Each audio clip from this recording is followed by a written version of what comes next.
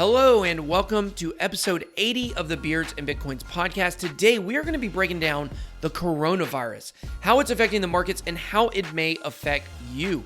Then for token time, we're going to be looking at Cardano, and in Manspreading, we want to know, do you believe in participation trophies? Please don't forget to rate and review us on SoundCloud or iTunes, and drop a comment if you're watching on YouTube. Also, make sure to please visit beardsandbitcoins.com to listen to all episodes and register for your free copy of the 21 Best Bitcoin Practices Guide. All right, guys, without further ado, let's get to the episode.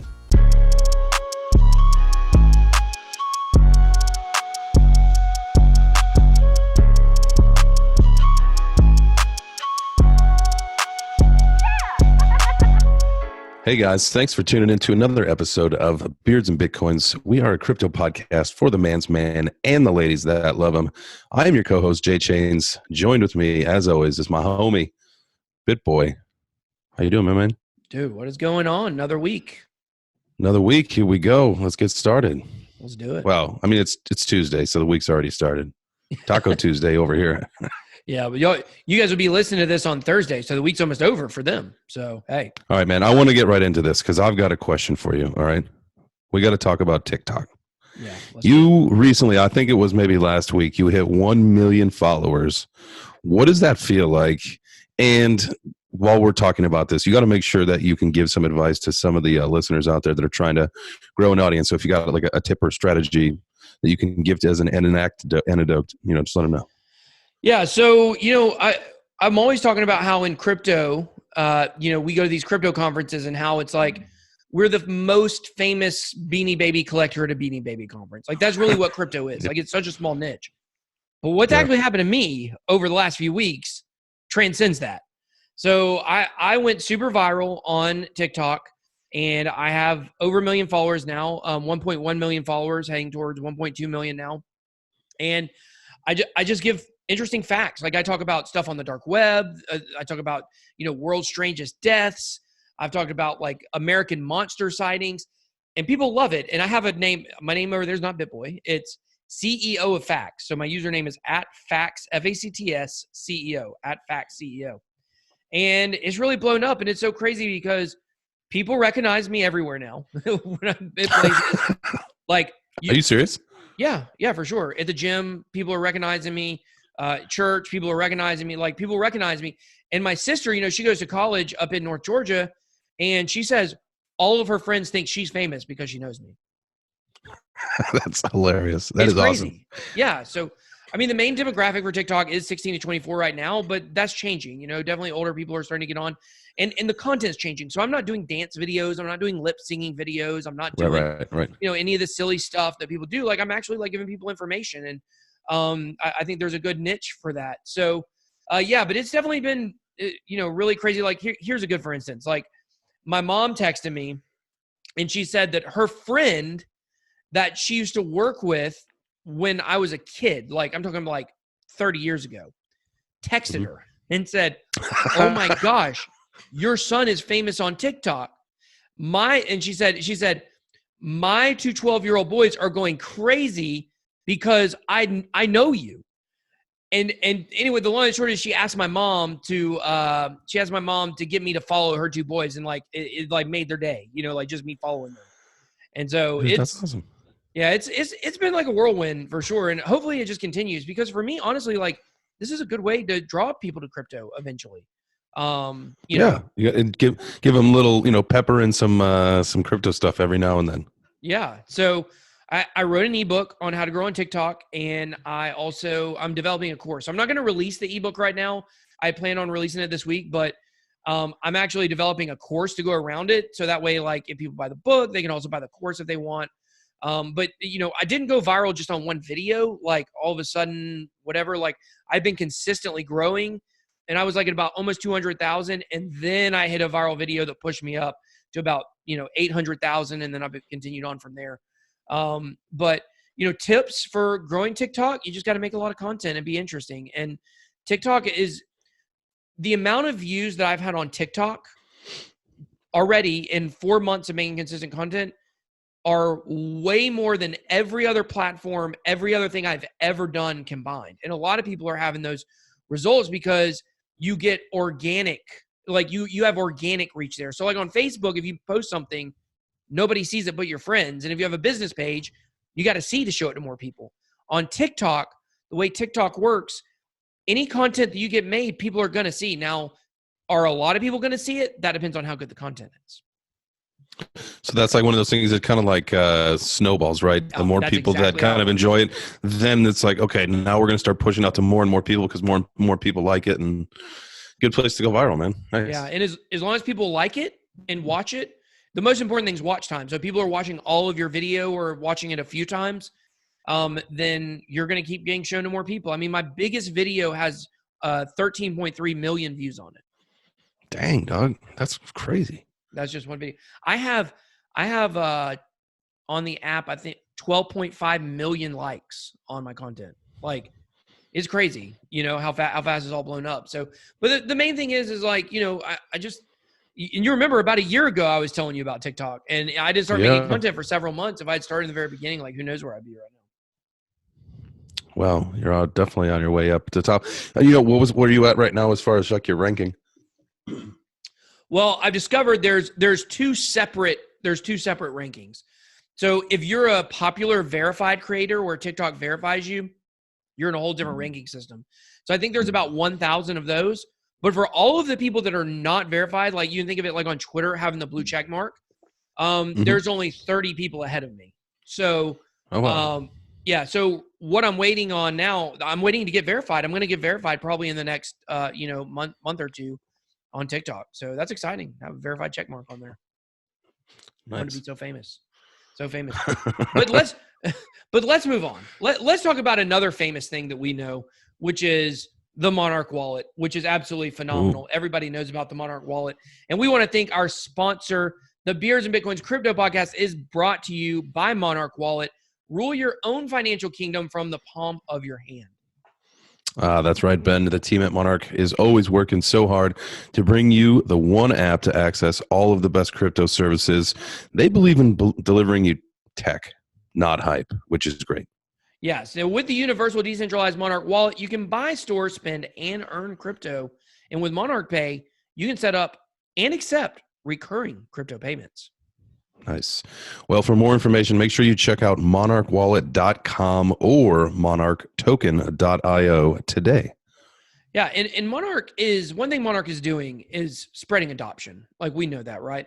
But there was another thing that happened this week that was very interesting in the world of adoption that got a lot of news, which was on The Simpsons, on the longest running TV show in history, The Simpsons.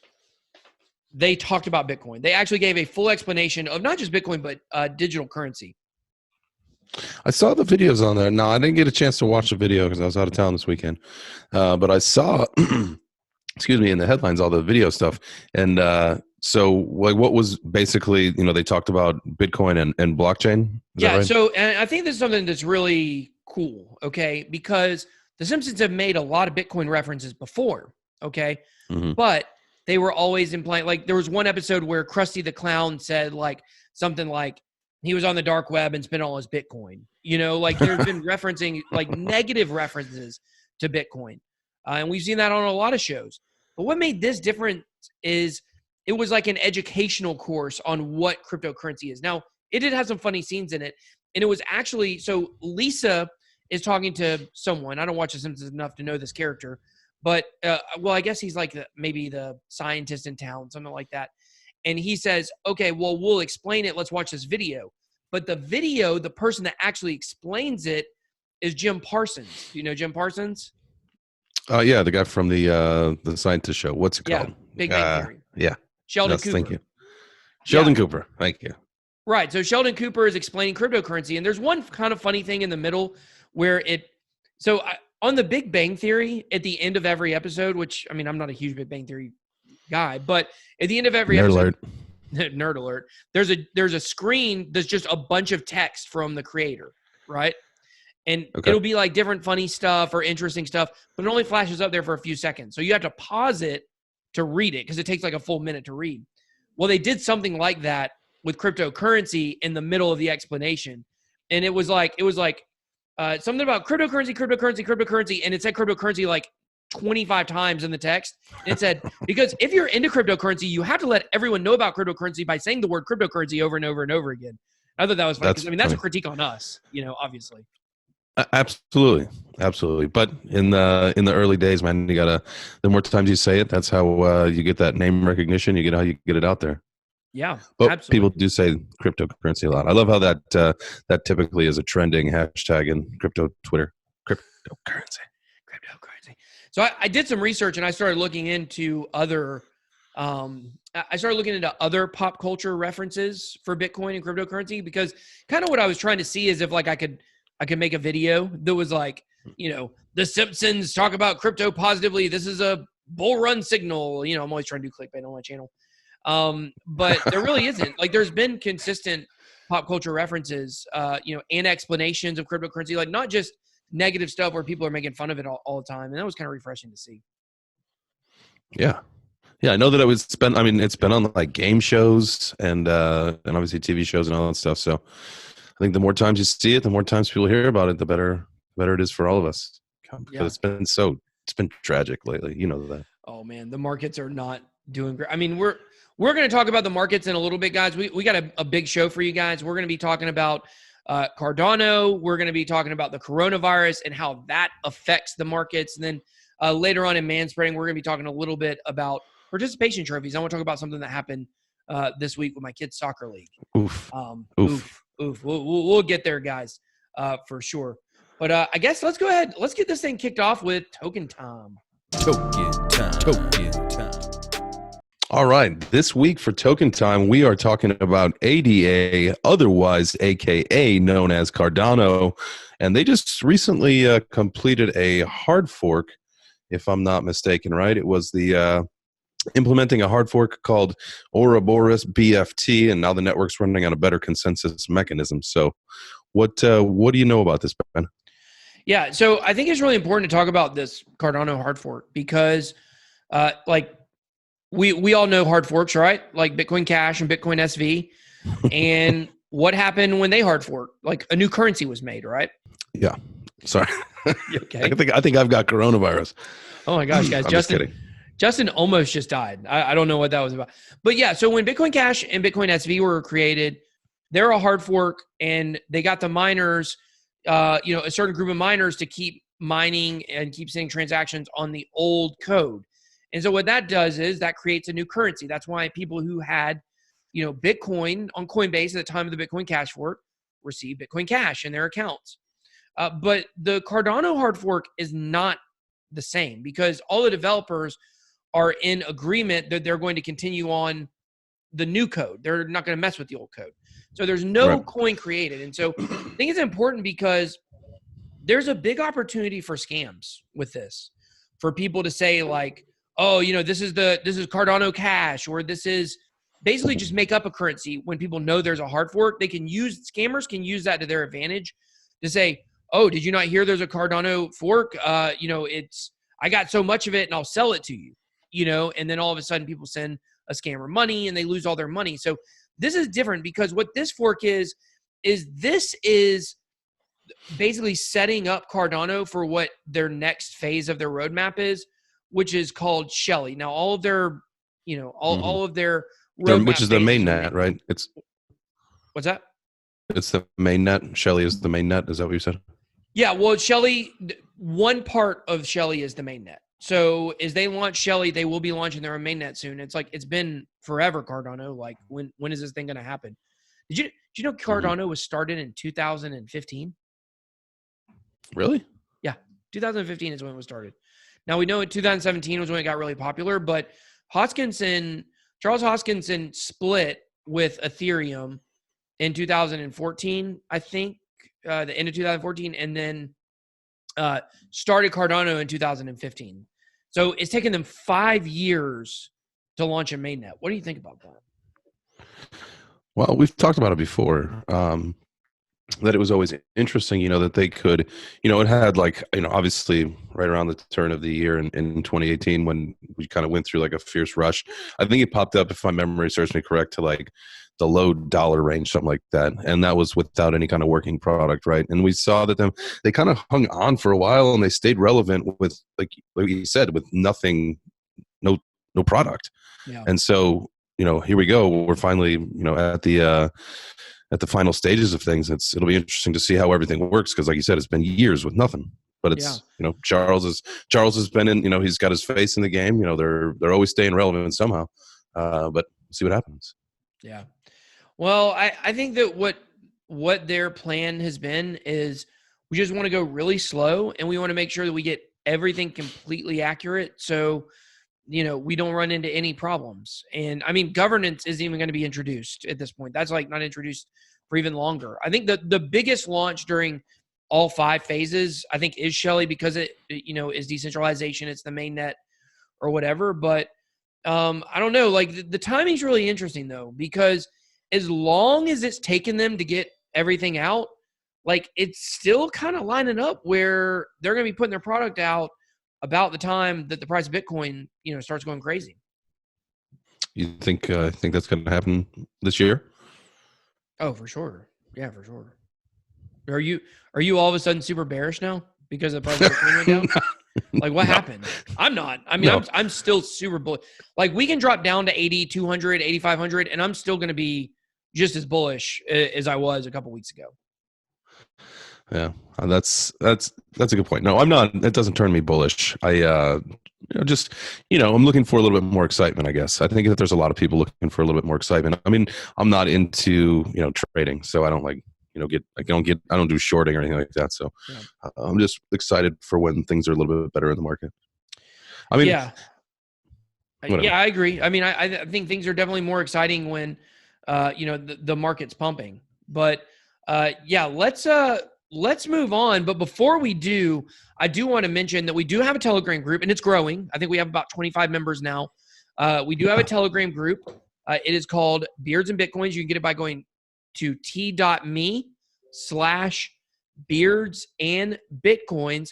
And that's a great place for you guys that want us to talk about different coins during token time to come on in there and let us know what you want us to talk about, because this is a listener-driven show, and we want your opinion. So joining our Telegram group is the best way to do that.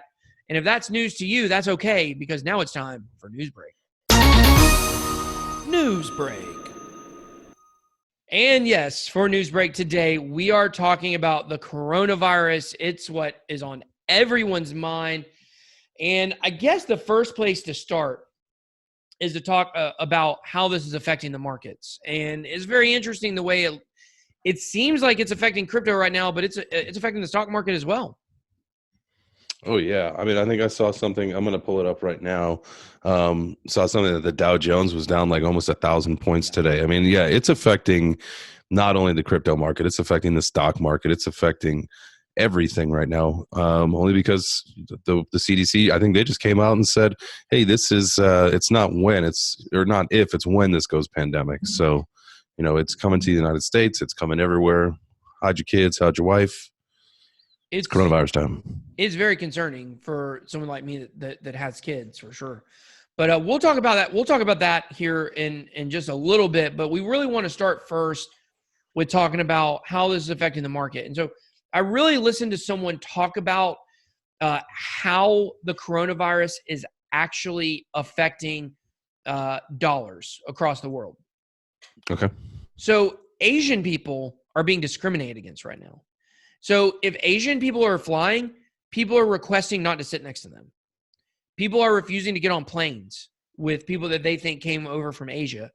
And so what that is doing is that's making it to where Asian people don't want to travel at all. And that amount, just the travel factor with all of the dollars lost by airlines, by, tourism, travel, vacation resorts and things like that. And people aren't wanting to go to crowded places either. So they're not wanting to go to the movie theater, and we're seeing this not just in Asia, but in Italy. And this is getting ready to come to America as well. We saw a cruise ship where there were people stranded on it for days and days and days. And, it's really scary what it's doing, but there's an underlying value. So check this out. There's nothing that my wife loves more than me. No, that's not true, actually. The thing she loves the most is the Olympics. She may love me more than the Olympics. I haven't decided. Oh, so I saw that they came out with a thing today about that where they said, it wouldn't be postponed, it would be canceled. Yeah, they are looking at postponing the Olympics. So let me get some numbers. So the Olympic Committee came out and said that Japan has put $12 billion into the Olympics. Japan came out and said it's double that. It's $25 billion is what they put in. Because you got to think about this for the Olympics. Like you have the stadiums, you have all of the like in Atlanta, we built Atlantic Centennial Park. You're doing renovations everywhere. You're widening lanes, doing road work. And then like all the tourism there, the hotels, all the hospitality places, like they're expecting this huge surge. And like they've been counting on this, and that's why they've been willing to like maybe pay more taxes. Then all of a sudden it's canceled. It's just gone. So dude, that's crazy. Yeah, like they've never canceled the Olympics for anything but war. Man, what if this is biological warfare? Well, that's what people are saying. I mean, people are asking, like, it's hard because if you go into something with a confirmation bias, like you can always find it. So like if you want to believe that this is man-made or that this is a Chinese plan, like you can Google that or do YouTube research on it and you can find information that says that. If you believe that that's a conspiracy and it's real or it's not real, then you search that and you can find that information too. So where does the truth lie? I don't know, but people are saying that this is man-made. Yeah, it's crazy. I'm not the biggest conspiracy theorist, but it's just really interesting, man. Like, and like, why are they treating people in hazmat suits for like the flu?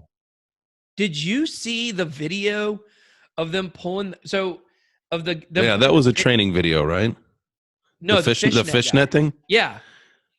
Yeah, somebody said, yeah, that was so funny. I think that somebody said that was like a training video and used to scare people, like, don't even think about trying to drive with the virus because we'll find you.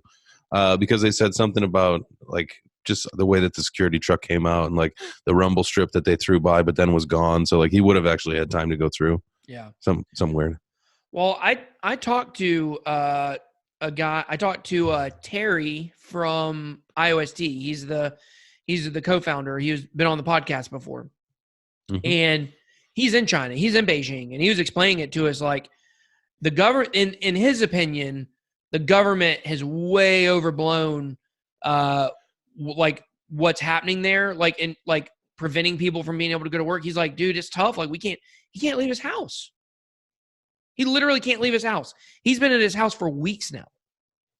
That's crazy. What happens if you run out of food?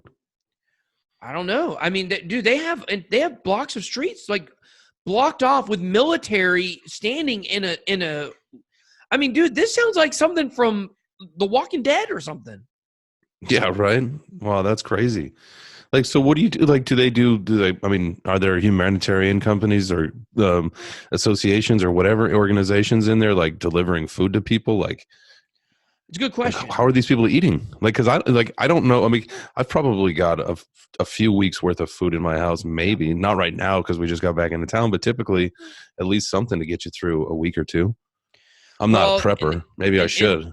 These are conversations that me and my wife are having right now. Like, what do we do if if this gets really, really bad? Like, because we actually need to start planning now. So we're actually like talking through conversations right now because, I mean, we're in a pretty fortunate spot because I work from home, she doesn't work, and our kids are homeschooled. So it actually wouldn't affect our life that much if we got stuck here, but it would affect my kids' travel soccer, my daughter's in tennis. Mm-hmm. They go to school one day a week, at a little co-op place. And then me and my wife both go to the gym every day. So outside of those things, we could carry on like normal. But most people aren't in that situation. You got to go to work or whatever. But I don't know. I mean, we could probably make it if we were stuck here right now, like we could probably make it a few weeks, but we're trying to figure out like, okay, we need to have some backup plans in case this thing gets really bad, like if people are, but here's the good news. The good news is for me anyways, is that if it does get really bad, then what are people going to do? They're not going to be able to work. They're just going to have to sit at home watching YouTube and my channel's going to blow up, son. Oh, there you go. There you go. Always looking at the silver lining in there. Got to find it, you know? So it would be disruptive to our life, but I mean, we'll probably go the route to go buy a bunch of bottled water and get a lot of like, you know, peanut butter, and which will really mess up my diet, but you know, whatever, I guess. You still doing that keto? You still doing that keto thing? All year, bro. I've lost 15 pounds and now I'm feeling good. I've been running 3 5Ks a week. So. Whoa, good for you, sir. Dude. Yeah, and working, you know, doing the gym thing, working out. I'm gonna get healthy, gonna get in peak shape just to die from the coronavirus. Oh man, that's rough. Yeah, it's gonna be real rough when I get killed. But let's pop up for you guys that are watching on YouTube. Let's pop up the Corona Tracker. This is a website that tracks the coronavirus and the cases, and we're gonna, you know, for you that are just listening, we're gonna give you guys some numbers. You know, obviously the bulk of this thing is in China, but you want to start going over some of this, Jay? Yeah, absolutely. So, according to the COVID-19 global cases by the Johns Hopkins CSSE, right now there's 80,994 confirmed cases, with a little over 78,000 of those coming from mainland China, 1,100, a little over from South Korea. Other notables, 322 in Italy. I know that number has jumped like super quick in like no time. Yeah. Iran 95 was a quick one. US 57. I think that that was more than I originally had thought were here in the States. Well, I just heard 35 the other day. So one in San Antonio too. We can zoom in on for our US folks, see where you stack up. Yeah. So it looks like there's a lot of cases in California, some in the Northeast, some around Toronto, none in the Southeast. So I'm feeling pretty good. There's one in Chicago. Is there any in New York City? There's one in Phoenix, it looks like. Boston. There's one in Boston. Yep. Chicago, somewhere in like Madison, Wisconsin, probably, right? It was like Madison. Yep. So we don't have any deaths here yet. California. I mean, California is like, I mean, obviously that's a natural place for most of those to be because of the entryway in from the Asian and the over there. Yeah, one thing about Atlanta, at least, is our airport is so serious about stuff like this because it's so busy. Has so many people going through. Like, they're treating anybody who they think might have been exposed, you know, coming from overseas or whatever. Like, they got to go through like a full hazmat process, I think, something like that. My wife was telling me about it. Yeah, that's crazy. I mean, just absolutely crazy to hear like these stories of how like everything is changing and like people are getting pissed. I know that there was, you know, I think there was the Americans that were being flown over with a stop, you know, I think somewhere in the Pacific Northwest, wherever that was, and then they brought them, you know, into like San Diego or LA or something like that. People were like freaking out, like, "Oh, don't bring them here." Yeah, I know, right? I mean, that's how people feel. I mean, keep this thing away, and I feel pretty good about being in the Southeast and us not having anyone anywhere close to us, but you know Florida's going to mess that up soon. Dude, Florida messes everything up. Sorry if you're in Florida, I'm real sorry for you. I used to live there, so I used to live over by Fort Myers, man. Did you know that they actually film, or I don't know if they still do, but back in the day, that's where they filmed like a majority of the episodes of Cops was in Fort Myers and like the surrounding cities there. Interesting. Did not know that. I used to live in Miami myself for about 6 months when I was younger. Well, I mean, obviously when I was younger, not when I was older. But yeah, so let's talk, let's get off this tracker real quick and let's talk a little bit about, what the prospects for Bitcoin are within coronavirus. And I know it sounds morbid to like, there are people out there that like, if the price of Bitcoin goes up, if the Corona outbreak gets a lot worse, like they'll be really excited. Like, yes, go Corona. Like you're making my bags pump or whatever. Like that's not how I feel. I don't know about you, but I don't want to see, I don't want to see people suffering. Don't want to see war. Don't want to see, you know, bad stuff for the sake of Bitcoin to go up. Yeah, no, I'm not one of those people. I know that you see, you know, some of those posts. I think those are just some people hopefully just trying to be funny because you should never wish people any kind of harm just so that you can make some money. Yeah, it's crazy. It's terrible. Yeah, absolutely terrible. It's terrible. But yeah, it's bad. But if Bitcoin really is a hedgeable asset to where people in times of panic would look for, you know, something to be able to put their money in, you would think that something like Corona would help Bitcoin. But at the same time, it's crashing gold as well, isn't it? Let me look at the gold markets. I mean, I think crashing everything's crashing right now. Everything, the stock market's way down here in the United States. It's interesting how you have like some people with perspective of, it's going to be like good for us or it's going to be bad. Like I think that it's not going to. I personally think it's not going to affect the price in a positive way. It's going to affect it, continue to affect it in a negative way because people, I think they're going to find something that's not speculative as much as Bitcoin is. I think it's just too volatile, and like if you see it dropping, you're not. I mean, although once it gets to a reasonable price, you may just hop in just because it'll go back up eventually.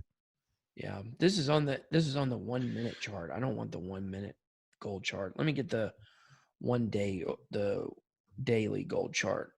Yeah, gold definitely took a real big hit yesterday. It dropped from 1660 down to 1630, which is a huge drop in anything but crypto. Crypto, that's just normal. But so, all markets right now are taking a hit. And I think it's, we talked a little bit at the beginning of this segment about, what that actually looks like and why these markets are taking a hit. But, one thing that's really interesting to me is that, this is kind of coinciding with the time that Bitcoin should be going up because of the halving. So are we going to see kind of a perfect storm maybe for Bitcoin to absolutely pump, or are we going to see this coronavirus hold Bitcoin back? Ooh, dude, I think I just like the way that you put it there. I'm hoping that this is the volcano about ready to just explode. Yeah, that'd be great. Who knows, man? We're all just guessing. Everyone's just making up guesses because no one knows except for the whales that are manipulating it. Moon Lambo. Let's get it. Moon Lambo. Moon Lambo. When, baby? When. There's no H in when. If you guys are new to crypto, it's just when. When. WEN. When Moon. When Lambo. Yeah, for sure. But the coronavirus is very dangerous. As a parent, and not just a parent, but as a family member. Like, I have a wife, I have kids, I have brothers and sister. Well, I have brothers and a sister. They have families. Got parents, grandparents, all in this area. Like, it's scary when you start thinking about like how many people and like if this thing really starts spreading, like you got to worry about yourself and your own family first. But I mean, this thing in China is growing so fast that it's crazy. Like when I was looking at these numbers on this chart, it was really crazy. Let me pull it right back up here. Because it's got a listing over there that says the amount recovered compared to the amount of cases. And so the amount of total confirmed cases is 81,000. The total of amount of people who've recovered from the virus is 30,000. That means we got 51,000 people out there that still have this thing right now. Oof. And that's scary. And that's just the people that are reported. And in my opinion, and I think that a lot of people share the same opinion, that things may be worse. You said the guy said that the government's making it seem worse than it actually is, right? No. Well, what he said is that the government's response to it is too strong. He wasn't actually talking about the amount of cases. So, okay, I see. I think most people are in agreement that China is underreporting the cases for sure. Yeah, 100%. So, I mean, they may be underreporting them 100%. Like it literally may be twice as much, or more. I mean, I have a feeling this thing is probably near 500,000. Yeah, you know what? It's just so crazy because we've seen like bird flu, swine flu, like we've seen all this stuff before, and it's like it never really takes off. But this one is seeming like it's something different, and it's getting pretty concerning. So we got to move on. I think we could probably talk, in my opinion, about this all day long because it is just absolutely fascinating. But we definitely do have to move on here. But before we do, I do want to remind you. What's that? Make sure you check out the website. Yeah, make sure you guys check out beardsandbitcoins.com. You can sign up for your 21 best Bitcoin practices there. Absolutely free guide. All you got to do is go to the website, put your email address in, and boom, you're going to get that free guide. It's great if you're new to crypto. It's great if you're not new to crypto. It's a good reminder on some things. So let's definitely, you guys head over there to beardsandbitcoins.com. You can also check out all of our episodes there and things like that. So, all right, well, let's. We won't spam you. We won't spam you either. I promise. Yeah. We promise you that. Absolutely no spam. We're real small on spam. So, but let's take some time for just a minute here and let's be dudes. Manspreading. All right, this week for Manspreading, we're going to talk about controversial in the youth sports world. We're talking about participation trophies. Is it cool? Is it necessary? Is it a good idea? Let's talk about how this works in the kind of the fundamentals of growing up in a competitive sport, regardless if you think you're going to go pro or not, and how it affects maybe your mentality of winning or losing when everybody wins, supposedly. Yeah, so usually when we do a manspreading segment, like Justin and I, we really try to take opposite sides, even if we agree on stuff. But I can tell you, neither one of us are going to come out in favor of participation trophies. I wasn't taking the hit on that. No way.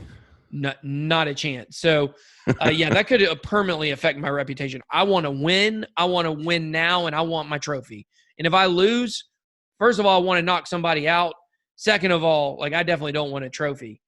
Man, maybe we should have talked about that boxing match. That thing was crazy too. But, yeah, so I want to talk about, so when you're a kid growing up and you're playing sports, and your team doesn't win first or second place, you get a trophy a lot of times. You get these participation trophies. And it's like James Harrison, he's played on the Steelers. He would throw his kids away when they would get – he wouldn't throw his kids away. He would throw his kids' trophies away when they would get participation trophies. And that really just shows, yeah, if you want people to be competitive, you have to teach them, the importance of winning. Yeah. I mean, I think it just goes to – everything that you see about, how maybe some of the generations that are growing up now are a little bit softer. They don't go outside and play in the dirt anymore. It's mostly just sitting on the phone. And this is not for everybody. Obviously, this is just kind of where you see most of society going. But yeah, dude, it's just something that is part of growing up. At least I also played sports, and it was the competitive nature of the whole thing. Not everybody wins it. And I don't want to come off as too strong about this topic, but definitely there are winners and there's losers, man. And I think everybody's just getting a little too soft. Well, I'll tell you, I gave a very fiery speech to a bunch of 4 and 5 year olds when I coached soccer. Nice. Yeah. When my kid was 5. And we were going for back-to-back championships. Okay, we played in a soccer league that started keeping score from the time they were 4, and I really liked that. And I told the kids, even though they had no understanding of what I was saying, listen, kids, this could be the pinnacle of your life, okay? I know you're only 5, but you may never get a chance again to win a championship in a sport, much less 2 in a row. And we won the championship. We were 2-time champions. Go. It was huge. It was your speech. It was your speech. You pepped them up. You got them motivated, and they won. A dang good coach. I can out-strategize anybody. I can take kids with less talent, and we can win, okay? Because I'm like Art of War over here, okay? But last year, my kid played soccer, and we moved. And so in the new league, at 7 years old, they weren't keeping score. Of course, we were keeping score in our head. There was no tournament at the end. There was nothing, and it really irritated me. So, but – he played football in the fall, and then in the spring, he's like, you know what? I really want to go back to soccer. Soccer's, he's really good at soccer. He made the all-star team or whatever. So we said, we're going to do travel soccer. So I'm not his coach this year. It's the first time ever I haven't been his coach. And it's been hard for me on the sidelines watching, but it was to me, the way they're doing the soccer league, it kind of carries over with that same attitude because it's the same academy that we played in last year, but last year was rec, where they didn't keep score. And it's all they do at practice is passing drills. And they don't ever play any real scrimmages or any actual soccer. It's just drills the whole entire time. And what, Jay? All I can see is you on the sidelines, just coaching from the sidelines for sure. Are you doing that? I want to, really. I'm yelling at my kid. Yeah. But I'm trying to yell. Good. Yeah, I'm trying to take a little more of a passive role, but we played in a tournament this weekend, and it was his first time playing real games in the travel league. and we got smoked 3 games in a row. And I could Ooh. tell that the other team actually practices playing real soccer. Like our kids, they get out there and they have no idea what to do because they're not playing. All they're doing is drills all the time. And it's like all these coaches are trying to do is get these kids like better at soccer. But like, what's the point in getting better if you're not winning games? Like, are all of these kids going to end up going and playing in high school or playing in college? Like, for some of them, this is the most fun time of their life. And I feel like they should have the experience of being able to like be competitive and win and like actually play soccer, not just focus on like, okay, let's do this passing drill for 30 minutes, you know? So you're gonna have to join the league like board committee. This way you can start bringing this stuff up at all the meetings, take the minutes. Yeah. Say this is what we're doing now. We're making this a league. Well, I want to make my own team. I'll make my own dang leagues. What else? You're going to be like the XFL of youth soccer. Dang right. I will. We'll be out there. There's no practice. You just play games all the time, and it's real serious. But yeah, I mean, so I don't know. Like for me personally, like it is really difficult to sit on the sideline. Even my son said tonight, he said, Dad, why are you not coaching me? And I said, son, like I'm not a soccer player. Like I didn't play soccer. Like there's a point where he can get to with like real coaches that I feel like I can't get him to, you know, like I saw last year when I coached the last year, even at 7 and 8, like I'm playing against coaches that actually played soccer and know more about soccer. And like on some level that matters. It makes sense. Like I got one of my buddies that I grew up with.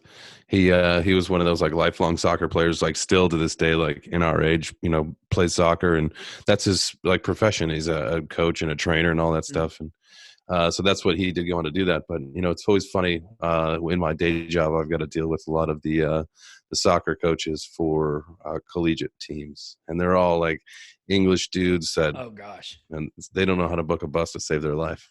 You would think they know how to book a double-decker bus. Yeah, cheerio. Cheerio. So anyways, I know like, dude, I grew up playing baseball, football, basketball. My kid, I did play soccer when I was real young. I almost regret not playing more soccer because I mean I was pretty good, but I mean I like baseball better, but baseball is just not the same as it was, and you know, as it was when I was a kid. Like kids don't really have the patience for it. My youngest son, he plays baseball and he likes it, but my oldest one really likes soccer. And soccer, I will say this, like soccer is one of the most entertaining sports to watch for kids. For adults, they're so good they hardly ever score. It's kind of boring, you know, but for kids, like you feel like your kid's always out there doing something. Like with football, like, you know, most of the plays, they're not even close to the ball, you know. With baseball, most of the plays, the ball's not coming to them. But with soccer, like they're always engaged. So it's really fun to watch as a parent.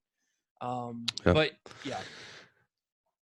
That's good. I was not a soccer fan. I didn't play soccer. I ended up being friends with all the soccer players, so I understand the game. It just was not my game of choice. I didn't like running that much, man. Like I can't like run around. I didn't.